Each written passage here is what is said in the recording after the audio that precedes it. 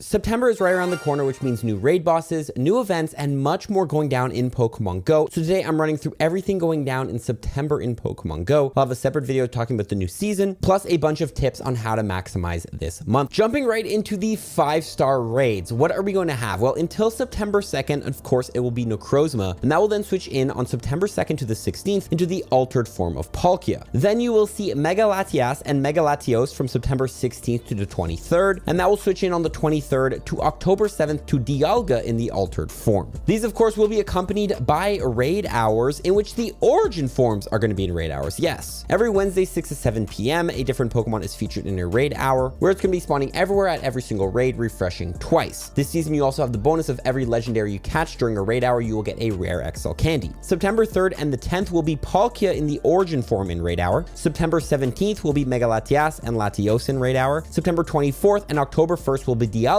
in the origin form. Let's just hope that they've remembered to turn on their shinies this time around. Both of these Pokemon may know their Charge Attack, Spatial Rend, or Roar of Time, their exclusive legacies. So of course, it is literally not changing. You are not guaranteed these moves. So except for candies, it is a risk to play these raid hours because you could end up with a shiny or a good IV one without their moves that make them good. As far as Mega Raids during the month, until September 2nd, you will be seeing Mega Salamence, and then they're trying something new, combining Megas in raids. With September 2nd to the 9th, Mega Venusaur, Mega Charizard X, Mega Charizard Y, and Mega Blastoise in Mega Raids. September 9th to 16th, Mega Pidgeot and Mega Gyarados. September 16th to September 23rd, Mega Gardevoir, Mega Glade, and of course, Mega Latias and Latios, which take the Legendary and Mega spot. September 23rd to September 30th, Mega Kangaskhan and Mega Lopunny. And September 30th to October 7th, Mega Steelix, Mega Scizor, and Mega Lucario. So a couple different Megas to go after, which is nice. As far as max battle bosses during the event, we will see a combination of Pokemon, with one being featured every single week in a Max Monday. So from 6 to 7 p.m. on Monday, all power spots will feature a certain Pokemon. September 1st and that week will be Pidove. September 8th and that week will be Trubbish. September 15th and that week will be Abra. September 22nd and that week will be Chansey. And September 29th and that week will be Beldum. As far as Spotlight Hours, every Tuesday from 6 to 7 p.m., a certain Pokemon is appearing in a Spotlight Hour with a bonus. And they're doing something new this month. Let me explain. First of all, the Spotlight Hours for the month are going to be September 2nd with Pidgey with 2x Evolution XP. September 9th will be Trubbish with 2x Catch Stardust, which means every Trubbish you catch will get you 1500 Stardust. This is an amazing event to play for Stardust. Since Trubbish is a boosted Stardust Pokemon, definitely activate your Star Piece during that one. September 16th will be Gothita with 2x Catch XP. September 23rd will be Hoot Hoot with 2x Catch Candy. And September 30th will be Aeron with 2x Transfer Candy. However, during Pidgey and Aeron Spotlight Hour, while catching these Pokemon in the wild, you will be able to collect Mega Energy, aka catching Pidgeys will get you Mega Pidgeot Energy, and catching Aerons will get you Mega Aggron Energy, which is a nice little bonus. Finally, other events going down this month, starting off with the XP Celebration event, August 25th to 14th. It's already live. This is the event preparing you in XP to grind to level 50 before the level 80 update. September 2nd to the 7th is going to be the Kanto Celebration event, in which a bunch of Kanto Pokemon are going to be appearing, and you can get the regionals of Mr. Mime, Kangaskhan, Farfetch'd, and Tauros globally during that event. Then Mega Sharpedo Raid Day will be on September 7th,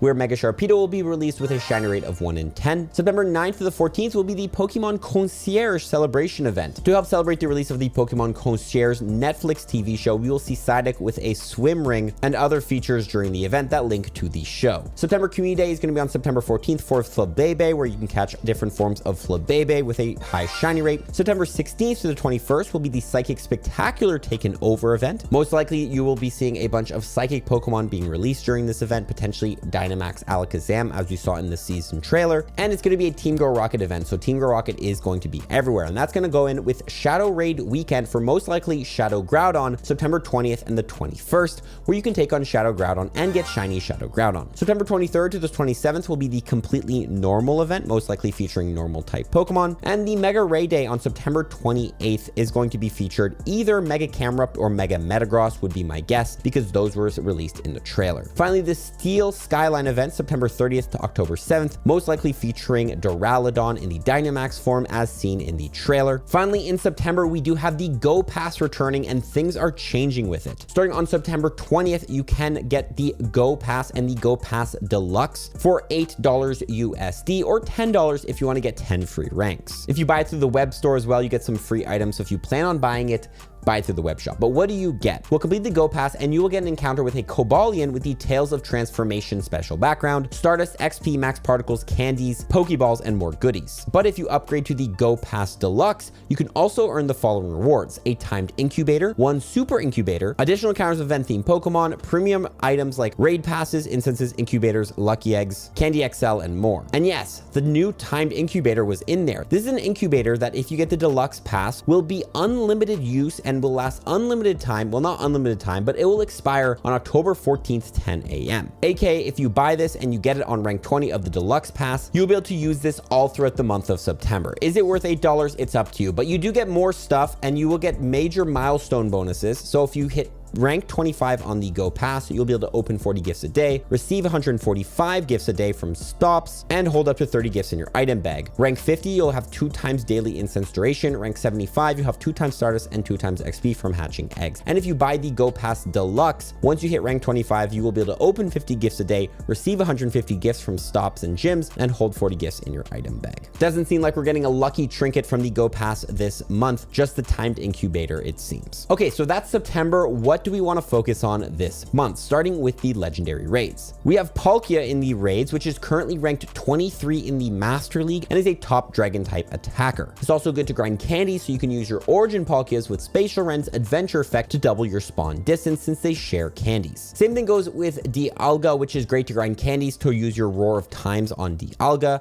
and it is currently ranked 20 in the Open Master League. Dialga is also a good dragon type and steel type attacker, better in the shadow form, but again, a good opportunity to grind candies for it. Of course, we will have the raid hours for Palkia and Dialga in their origin forms, in which Dialga in the origin form is ranked 10 in the Master League and is also a good steel and dragon type attacker, and Palkia in the origin form is ranked 2 in the Master League and is also one of the best dragon type attackers currently in Pokemon Go. Other than that, Mega Latios and Latias are also returning in Mega Legendary raids, in which Mega Latios is going to be the better of the two, being a top dragon and psychic type attacker in Pokemon Go. Mega Latias is still good, but not as good as Latios, so if you choose between the two, I would go with Latios. As far as Mega Raids this month, a lot of them are good, with Mega Venusaur being a top grass type attacker, Mega Charizard Y being the #1 fire type attacker currently in Pokemon Go, and Mega Blastoise being a decent water type attacker, Mega Pidgeot being a good flying type attacker, Mega Gyarados being a good dark and a good water type raid attacker, Mega Gardevoir being a good psychic and a good fairy type raid attacker, Mega Gallade being a good psychic type raid attacker, Mega Caesar being a good bug and a good steel type raid attacker, and Mega Lucario being the #1 fighting type attacker currently in the game and also a good steel type attacker. Great month to work on your Mega Pokedex overall and get a lot of Megas you might be missing. As far as Dynamax bosses to focus on this month, we do have Trubbish in there, which gets you 750 Stardust, so good opportunity if you need something to use your Max Particles on, hunt that. Abra is also in the Max Battles, which you can evolve up into Alakazam in the Dynamax form, which is going to be a pretty good psychic type Dynamax attacker. Abra is also good because Alakazam does have a Mega form in Pokemon Go if you need to get yourself a hundo or a good IV for that. Chansey is the #1 to focus on though, because Chansey evolves into Blissey, in which Blissey is the #1 Dynamax tank in Pokemon Go, being amazing across all raid bosses. Also, Chansey and Blissey are good gym defenders in Pokemon Go. Beldum's also in there, which evolves into Metagross. Metagross does have a Mega form, most likely coming sometime this season, potentially this month, but also Dynamax Metagross is a top steel and a top psychic type max attacker, and also a very, very strong tank. Finally, in terms of Spotlight Hours, consider playing Pidgey Spotlight Hour because you can get yourself a good Pidgey, because Pidgeot does have a Mega form in Pokemon Go. This is probably your best chance to get a good IV Pidgey. You can go ahead and catch yourselves a bunch of Pidgeys and trade them with a local friend, as if you don't know, when you trade, IVs reroll and you could end up with a hundo Pidgey. Also consider playing Pidgey Spotlight Hour for the 2 times Evolve XP bonus, where you can evolve Pokemon for 4,000 XP each on a Lucky Egg. Great if you're working towards level 50. Also consider playing Gothita Spotlight Hour because the 2 times catch XP bonus will technically be 4 times catch XP or 8 times catch XP on a Lucky Egg, meaning every Excellent Throw on Gothita is 8,000 XP. Very, very useful if you're trying to hit level 50 before the level 80 update. Trubbish Spotlight Hour is also amazing for Stardust, getting you 1,500 Stardust, even more on a Star Piece. During an event like this, I highly recommend you activate a Star Piece and catch as many Trubbishes as you can on a Star Piece September 9th, 6 to 7 p.m. Finally, Aeron Spotlight Hour September 30th is going to have 2 times transfer candy, so remember, this whole month, if you have good Pokemon, rare Pokemon, hold on to them and transfer them at the end of the month during Aeron Spotlight Hour, but also Aeron evolves into Aggron, which Aggron does have a Mega form. It's not amazing in Pokemon Go, but good to get it for the Mega Dex. Finally, remember to download Campfire and attend Community Ambassador Meetups this month. If you don't know, if you download Campfire, you sort by meetups, and you find a meetup hosted by a Community Ambassador, when you check into these meetups, you can get free items